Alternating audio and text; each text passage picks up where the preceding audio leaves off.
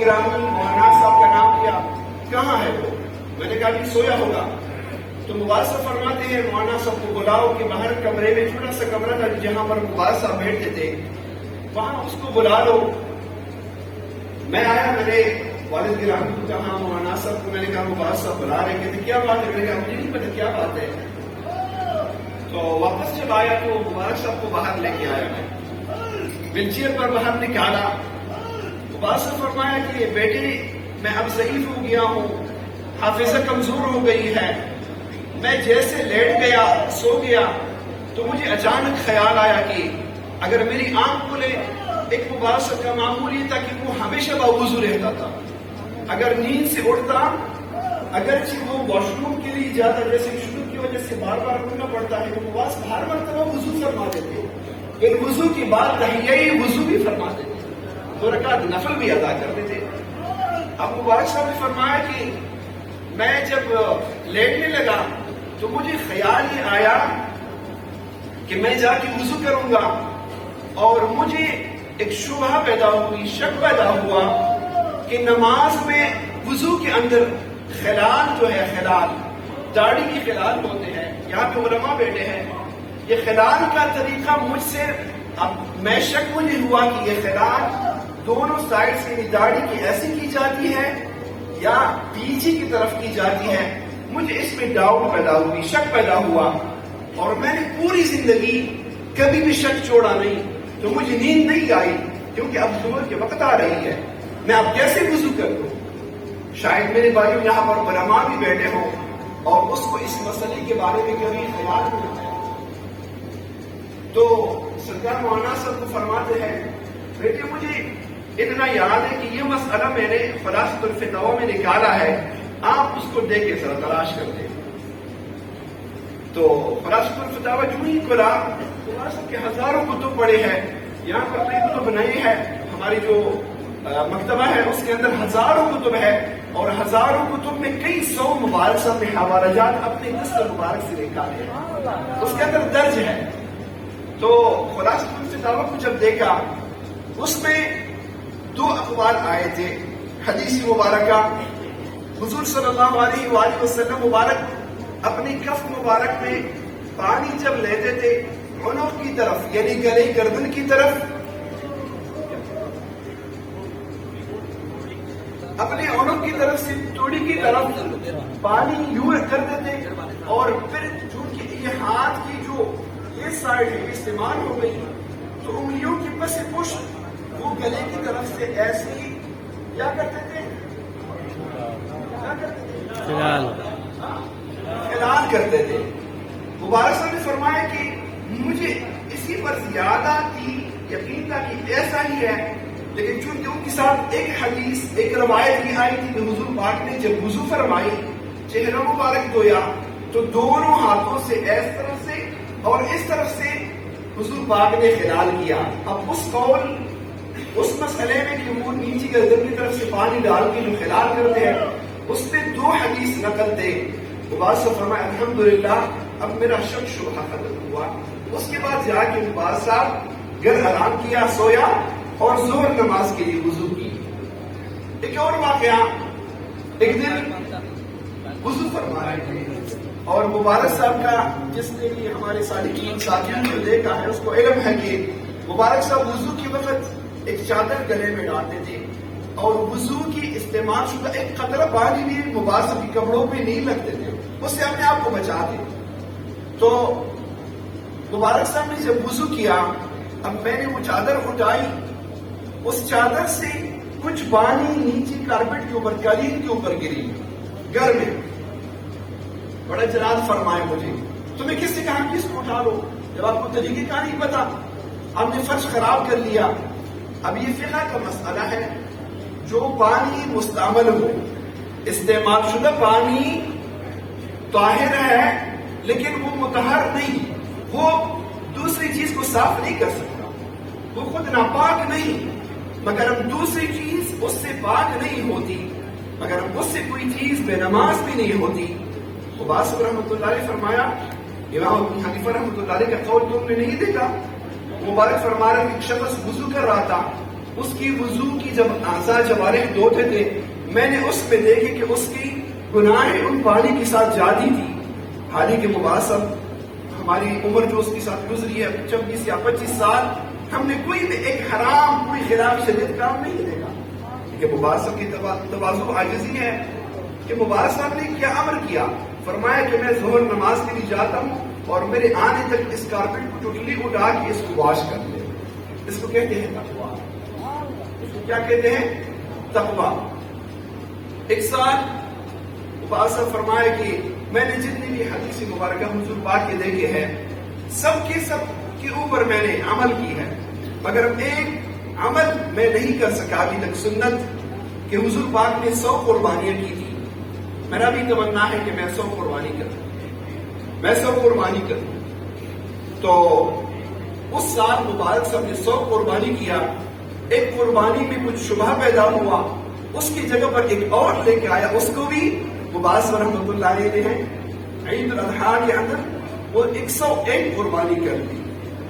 اگر مباحث صاحب کی شجاعت دلیری کی یا مباحث صاحب کی جرأت کی اگر آپ دیکھیں، کبھی بھی جیسے بھی جابر حکمران آئے ہیں، جیسے بھی معاملات آئے ہیں، دنیا جہان کے علماء نے، لوگوں نے مخالفت کی ہے، مگر مبارک صاحب نے کبھی بھی ایک بھی مسئلے کے اوپر کمپرومائز نہیں کیا. ابھی کرنل صاحب اٹھ کے چلا گیا، مجھے تھا کہ وہ بیٹھ کے میں یہ واقعہ سناؤں.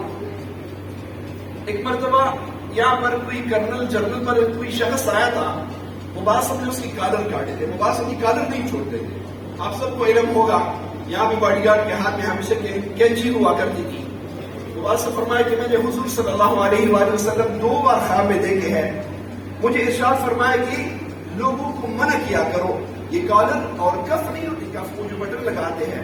مباحث صاحب فرماتے تھے کہ میں اس کو کاٹتا ہوں، میرے محفل میں جو آئے گا میں نے اس کو کاٹ کے رکھا.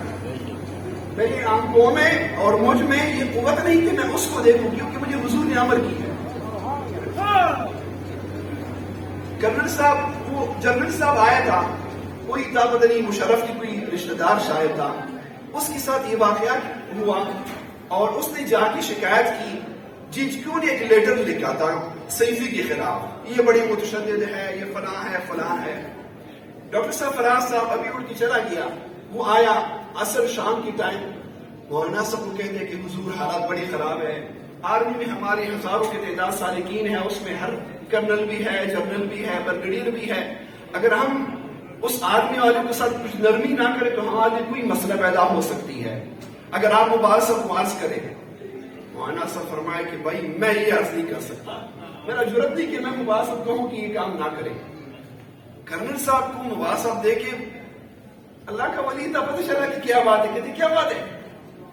کرنل صاحب بڑے ڈر کے آگے ہوا. حضور وہ بڑے ایسے ڈر سے وہ بتایا کہ حضور یہ جھجکوں سے آرڈر آئی ہے کہ ایسے یہ سالکین جو سیفی ہے، یہ ایسے ہے، یہ فلان ہے، اگر آپ تھوڑا سا اجازت دیں، یہ رسل کالر وغیرہ کی اور داڑھی مونچھ کی.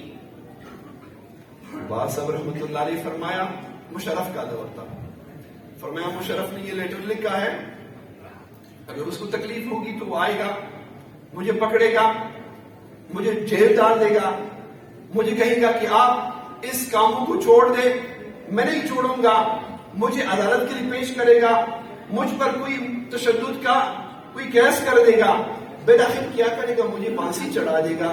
محمد رسول اللہ کی بات کے اوپر مجھے موت کی کوئی پرواہ نہیں. سبحان اللہ.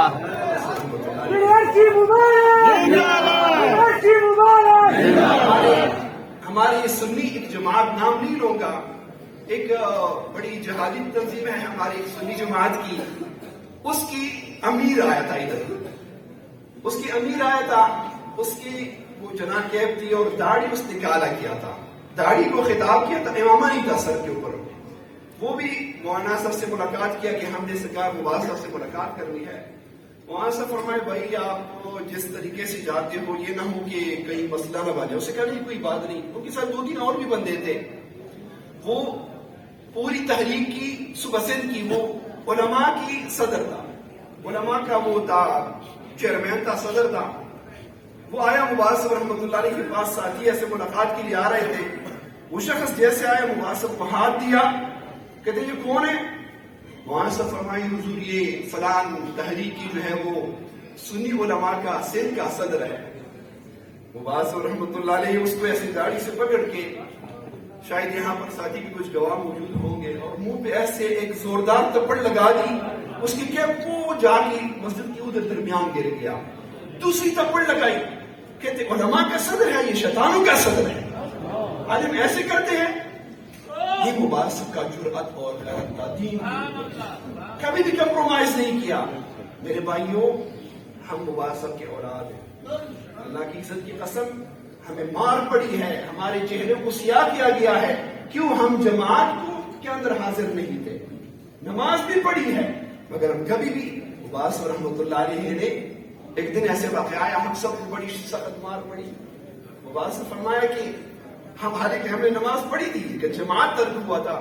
مباحث نے فرمایا قیامت کے دن اللہ کے لیے مجھے سامنے کھڑا کر دے اور اللہ مجھ سے پوچھے کہ سیف الرحمان تیری اولاد گھر میں تھے، تم نے اس کا پوچھا تک نہیں. میں اللہ کے لیے جواب نہیں دے سکتا. کبھی بھی کسی بھی عالم کو، کسی بھی جابر حکمران کو، کسی بھی شخص کے سامنے حق کی بات آئی، مباحث صاحب نے حق نہیں چھپایا اور منہ پہ ہی بات کر دی. یہ مباحث صاحب کی جرأت اور غلط ہے. مباحث صاحب کی ولایت، مباحث صاحب کی معرفت، بلکہ اس مبارک کی ابھی 13 سال ہو گئی وفات کی. میں سفر میں تھا، ابھی استنبول تھا، تو والد صاحب گرامی مکہ مکرمہ گیا. میں نے کال کی کہ سلام کروں، میں مبارکباد دوں. میں نے کال کی تو مولانا صاحب مجھے ارشاد فرما رہے ہیں، بیٹے ابھی میں نے خواب دیکھا مبارک صاحب رحمۃ اللہ علیہ کو. یہ ابھی کیا واقعہ ہے؟ ابھی میں نے مبارک صاحب کو خواب میں دیکھا، تو میں مبارک صاحب کے پاس جا رہا ہوں اجازت لینے کے لیے کہ میں فیصل آباد ہوتا ہوں. میں فیصل آباد جا رہا ہوں، وہاں حسین احمد ہے اور کچھ ساتھی ان سے مشورہ کر رہا ہوں عرس کی تیاریوں کے لیے. میں نے پچھلے مہینے کچھ تھوڑا سا خدمت مبارک صاحب کے عرس میں میں نے پیش کیا تھا. مولانا صاحب فرما رہے کہ مجھے مبارک صاحب رحمۃ اللہ علیہ شاہ فرماتے کہ حسین احمد کو، میرا نام حسین احمد ہے، حسین احمد کو نہیں بتانا کیونکہ اس نے اپنا خدمت پیش کر دیا اور میرے تک پہنچ چکی ہے. یقین کریں یہ ابھی 7-8 دن کی پہلے کی بات ہے. مبارک صاحب کی یہ مقام، یہ شان. میرے بھائیوں، آخر میں صرف ایک بات کی طرف آپ سب کی توجہ دلانا چاہتا ہوں جو کہ مجھے بڑی درد دیتی ہے. ہم اگر کسی بھی دنیا دار کی مجالس میں جاتے ہیں، کسی بھی محافل میں ہم جاتے ہیں، وہاں پر ایک ڈسپلن، ایک ادب اور ایک رولز ہوتے ہیں.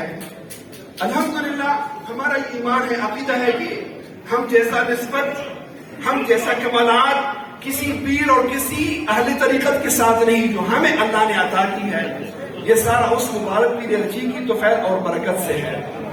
لیکن میرے بھائیوں، میرا آپ سب سے ایک شکوہ ہے، میں آپ سب کو مخاطب کرتا ہوں، مسجد کی اس دیوار سے لے کے اور آستانے کی اس دیوار تک آپ مجھے بتا دیں کہیں بھی کوئی دنیا دار کی مجلس میں، کہیں بھی کسی پیر کی مجلس اور محفل میں کہ آپ لوگوں نے یہ علم دیکھے ہیں جو یہاں پر ساتھی کھڑے ہیں، یہ ادب کے خلاف ہے کہ نہیں ہے؟ یہ سب ادب کے خلاف ہے کہ نہیں کہ جہاں پر ساتھی کھڑے ہیں؟ یہاں پر اولیاء کرام، خلفاء مبارک صاحب کے اولاد بیٹھے تاکہ لوگ اس کی ادب سے دیکھیں، اور یہاں پر لوگ باتیں کر رہے ہیں، یہ ٹوٹلی بے ادبی ہے. اس کے بعد میں باہر جو ساتھی ہے اس میں اگر مبارک صاحب کی مرید ہے یا مبارک صاحب کی مرید کی مرید ہے، وہ سب مبارک صاحب کی مرید ہے. بھائیوں، یہاں پر مبارک صاحب کی تصرف چلتی ہے، اس کی نگاہ ہے، اس کی توجہ ہے، کون کیسے کھڑے ہیں. ابھی اس مجلس جو ہماری مسجد کے اندر ساتھی بیٹھے ہیں، اس کی تقریباً 7% ساتھی سالکین باہر کھڑے ہیں، سب باتیں کر رہے ہیں، سب کھڑے ہیں، ایک دوسرے کے ساتھ مجلس شروع کی ہے. یہ کون سا ادب ہے؟ یہ کون سا طریقہ ہے؟ یہ کون سا سلوک ہے؟ بھائیوں، میں آپ سب سے پوچھتا ہوں، جو سالکین جو یہاں پر عرس کے لیے آئے ہیں، ادب کے ساتھ فیض کی حصول کی خاطر، فیض کی طلب کی خاطر آئی ہے، کیا یہ ادب ہے کہ آپ وہاں پر جا کے باتیں کر رہے ہو؟ یہ مباحث نہیں دیکھتا. سرکار محاسب فرماتے ہیں، میں جب بھی آتا ہوں سرکار جب آتے ہیں گاڑی میں یہ دروازے سے جیسے انٹر ہوئی ادھر ہی اترتا ہے، گھر تک پیدل جاتے ہیں۔ فرماتے ایک دن میں نے خواب دیکھا مبارک صاحب بڑی جلال فرما رہے ہیں، کئی بچوں کو ڈانٹا اور بڑا جلال کیا۔ فرمایا کہ ایک مولانا ادب کرتے ہیں، باقی سب پہ ادب ہو گئی ہے، کیونکہ گاڑی میں یہاں بیٹھ کے گزرتے ہیں، اس کو ادب کے خیال نہیں۔ اگر مبارک صاحب اتنا دیکھتے ہیں، کیا مجھے اولاد کو نہیں دیکھتا؟ مگر اب ایک بات ہے، اللہ فرماتے انا علی ظنی عبدی بی، میں اپنی بندے کی گمان کی مطابق اس کے ساتھ معاملہ کرتا ہوں۔ میرے بھائیوں، اگر مبارک صاحب کو ہم ایسے حیات سمجھے، مبارک صاحب کو ہم اس طرح ولی اللہ سمجھے اور اس کے ادب کی ہم مراعات کریں، اللہ کی عزت کی قسم ہمیں اسی طرح ادب اور ہمیں اسی طرح عزت مل جائے گی۔ اللہ کی ولی کے ساتھ جیسے تم معاملہ کرو گے اللہ کے ساتھ وہی معاملہ کرے گا۔ ہزاروں خلفاء ہے، ہزاروں سالکین ہے، اس میں سے آپ دیکھتے ہو ایک کو اللہ نے اتنا شان دیا، اتنا مقام دیا، اتنا عزت دیا، اتنا خدمتیں ہیں۔ کرنل سرفراز صاحب جیسے ہزاروں کرنل ہے، کرنل صاحب کا باپ پیر تھا، اس کا دادا کوئی پیر ہے، اس کا نانا کوئی پیر تھا، کس ذات سے ہے؟ اس کو جو یہ مرتبہ مقام ملا ہے، کس کے توفیق ملا، کس کے دعا سے ملا؟ میاں صاحب بیٹے ہیں، کیا میاں صاحب کا پیر والد صاحب پیری طریقت تھا؟ وہی نظام الدین صاحب بیٹے ہیں، کیا اس کا والد صاحب کون سا عالم کا کون سی پیر صاحب کا بیٹا ہے؟ یہ میں نے مثال پیش کی، ہزاروں لاکھوں ایسے خلفاء ہیں مبارک صاحب کی، مگر اپنے اپنے محبت، اپنے اپنے ادب، اپنے اپنے اخلاص کی توفیق اللہ نے ان کو اتنا نوازا، اللہ نے اتنا مقام عطا کیا، اللہ نے اتنا ان کو عزت عطا کی، صرف کس وجہ سے؟ ادب کی وجہ سے، اخلاص و محبت کی وجہ سے۔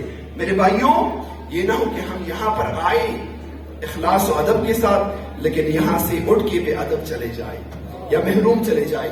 میرے آپ سب سے التماس ہے، ہر سال میں فریاد کر رہا ہوں کہ بھائیوں باہر جو ساتھی بیٹھے ہو، خدا آئے ہو، آرام سے بیٹھو، اولیاء کرام کی، علماء کی، فقہا کی اور ہمارے بزرگوں کے ارشادات ہیں، ملفوظات ہیں، مبارک صاحب کی کرامات سنو، اور جو مبارک صاحب کے بیانات، اس کی کمالات، اس کی کرامات، اس کے علم تقوی بیان کی جاتی ہے، میں بھائیوں آپ سب کو حلفیہ کہتا ہوں کہ یہ کما حق وہ مبارک صاحب کا شان نہیں تھا، بلکہ اس سے بڑھ کے تھا، بلکہ اس سے بڑھ کے علم، کمال، تقوی اور ہر ایک شے موجود تھی جو بیان کی جاتی ہے۔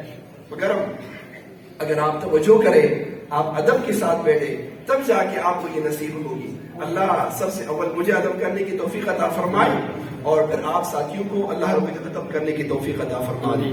وما علینا الا البلاغ۔ جزاکم اللہ۔